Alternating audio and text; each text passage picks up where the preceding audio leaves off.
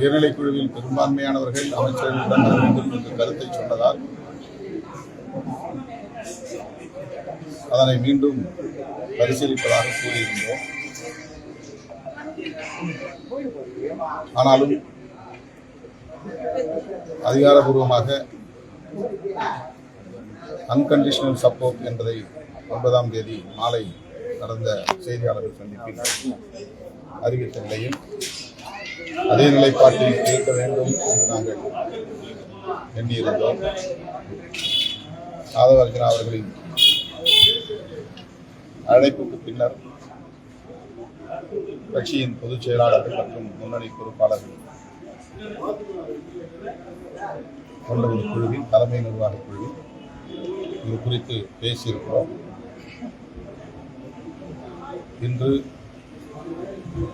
என்ன முடிவு என்பதை அதிகாரப்பூர்வமாக அறிவிப்போம். எப்போது எதிர்பார்க்கலாம் சார்? மாலைக்குள்ள நாங்கள் அறிவிச்சாங்க, கேட்டிருக்காங்க. ஒரு எம்எல் முடிவு எடுத்துட்டாங்க.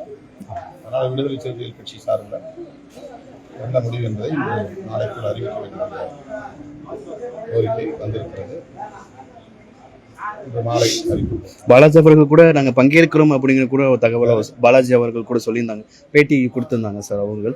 அப்போ எந்த மாதிரியான? அதுதான், முன்னணி பொறுப்பாளர்கள் ஆரம்பத்திலிருந்தே அமைச்சரவையில் பங்கேற்க வேண்டும் என்பதைத்தான் தொடர்ந்து வலியுறுத்தி வந்தார்கள்.